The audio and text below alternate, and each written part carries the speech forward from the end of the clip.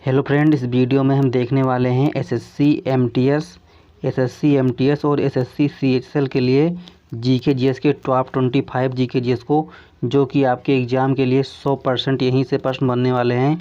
तो आपको वीडियो में अंत तक बने रहना है और चैनल पे अभी नए हो तो सब्सक्राइब भी कर लीजिएगा आप लोग। तो आज का जो पहला क्वेश्चन है वो है, लोकसभा अध्यक्ष अपना त्यागपत्र किसे देता है। बहुत ही इम्पॉर्टेंट प्रश्न है। तो जो इसका सही आंसर होगा हो जाएगा लोकसभा उपाध्यक्ष, यानी कि जो ऑप्शन सी होगा इसका करेक्ट आंसर हो जाएगा। क्वेश्चन नंबर 2 है, दादा साहेब फाल्के पुरस्कार किस क्षेत्र से संबंधित है।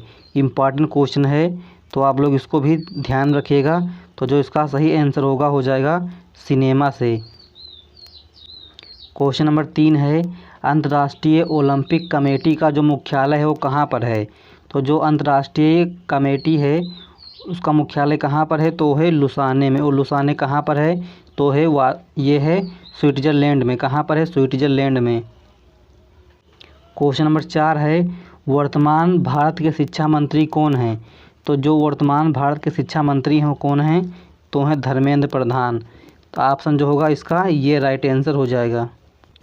अगला क्वेश्चन है, महलों का शहर किस भौगोलिक का उपनाम है। ये एसएससी एमटीएस में अभी प्रश्न पूछा गया था, 2023 में प्रश्न पूछा गया है कि जो महलों का शहर है किस भौगोलिक का उपनाम है, तो कौन सा है, तो है कोलकाता। तो होगा ऑप्शन इसका जो सी होगा उसका राइट आंसर हो जाएगा।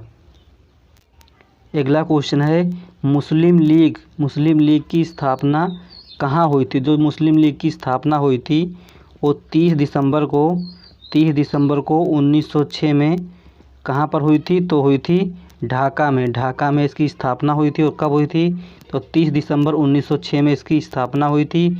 इसको भी आपको साथ में यहाँ से ध्यान रखना है। अगला क्वेश्चन है, आप लोग इसका आंसर कमेंट कीजिएगा। कंप्यूटर मेमोरी की जो सबसे छोटी इकाई होती है, जो सबसे बड़ी इकाई होती है वो कौन सी होती है। तो आप लोग इसका आंसर कमेंट कीजिएगा कि इसका सही आंसर क्या होगा। और जो कंप्यूटर मेमोरी की सबसे छोटी इकाई होती है वो होती है बिट। इसको आप लोग ध्यान रखिएगा और इसका आंसर भी कमेंट कीजिएगा। क्वेश्चन नंबर 8 है, निम्न में से कौन सा अनुवांशिक विकार है। तो जो वर्णांतता होता है वो होता है आपका अनुवांशिक विकार।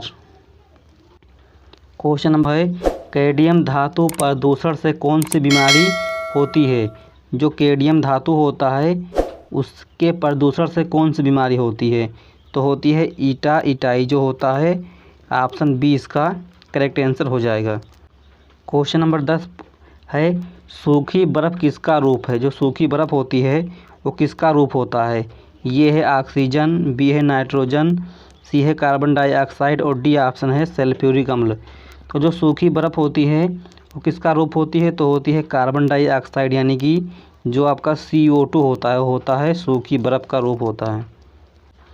क्वेश्चन नंबर 11 है, चिकन पॉक्स किस सूक्ष्मदर्शी के द्वारा बनता है। जो चिकन पॉक्स होता है किस सूक्ष्मदर्शी के द्वारा बनता है, तो बनता है विषाणु यानी कि वायरस के द्वारा बनता है आपका चिकन पॉक्स। क्वेश्चन नंबर 12 है, वायुयान का आविष्कार किसने किया था। वायुयान का आविष्कार किसने किया था। ये है राइट ब्रदर्स, बी है एडवर्ड जेनर, सी है जॉन डाल्टन और डी ऑप्शन है चैडविक। तो जो वायुयान का आविष्कारक हैं वो कौन है, तो हैं राइट ब्रदर्स। ऑप्शन जो होगा ये इसका राइट आंसर हो जाएगा। अगला है, सिरके का जो pH मान होता है वो कितना होता है। जो सिरके का pH वैल्यू होता है वो कितना होता है, तो होता है लगभग 3 के करीब। तो ऑप्शन जो होगा इसका जो होगा सी राइट आंसर हो जाएगा। क्वेश्चन नंबर 14 दिया हुआ है, ध्वनि ऊर्जा को विद्युत ऊर्जा में कौन ट्रांसफ़र करता है, यानी कि रूपांतर जो करता है वो कौन करता है। ये है माइक्रोफोन, बी है लाउड स्पीकर, सी है विद्युत मोटर और डी ऑप्शन है रेक्टिफायर। तो जो विद्युत ऊर्जा को ध्वनि ऊर्जा को विद्युत ऊर्जा में परिवर्तित करता है वो कौन करता है, तो करता है माइक्रोफोन। तो ऑप्शन जो होगा ये इसका करेक्ट आंसर हो जाएगा। अगला क्वेश्चन है, बल का जो सीजीएस पद्धति में मात्रक होता है वो क्या होता है, तो होता है डाइन। और जो एसआई पद्धति में मात्रक होता है वो क्या होता है, तो होता है न्यूटन। अगला क्वेश्चन है, अपना मार्ग बदलने के लिए कौन सी नदी प्रसिद्ध है।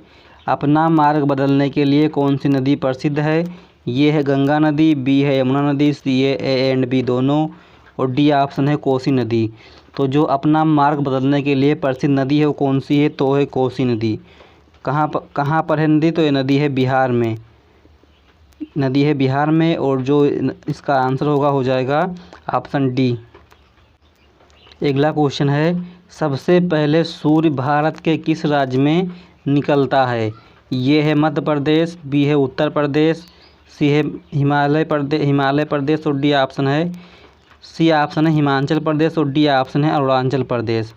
तो जो सबसे पहले सूर्य निकलता है भारत के किस राज्य में निकलता है? तो निकलता है अरुणाचल प्रदेश में। ऑप्शन जो डी होगा इसका करेक्ट आंसर हो जाएगा। अगला क्वेश्चन है, बिहू किस राज्य का प्रसिद्ध त्यौहार है? बहुत ही इम्पॉर्टेंट क्वेश्चन है, आप लोग इसको ध्यान रखिएगा। हर बार यहाँ से एक ना एक प्रश्न बन जाता है। तो जो बिहू है वो किस राज्य का प्रसिद्ध त्यौहार है? ये है असम, बी है कोलकाता, सी है उड़ीसा, और डी ऑप्शन है इनमें से कोई नहीं। तो जो बिहू है वो प्रसिद्ध त्यौहार है आपका असम का। और असम की जो राजधानी है वो कहाँ है? तो है दिसपुर। इसको भी आपको साथ में ध्यान रखना है। और जो प्रसिद्ध मंदिर कामाख्या है, जो प्रसिद्ध मंदिर कामाख्या है वो कहाँ पर है? तो है असम में। इसको भी आपको ध्यान रखना है। अगला क्वेश्चन है, कागज़ का आविष्कार किस देश में हुआ? जो कागज़ का आविष्कार है सबसे पहले किस देश में हुआ था कागज़ का आविष्कार? तो हुआ था चीन में। कहाँ पर हुआ था? चीन में। तो ऑप्शन हो जाएगा इसका सी राइट आंसर।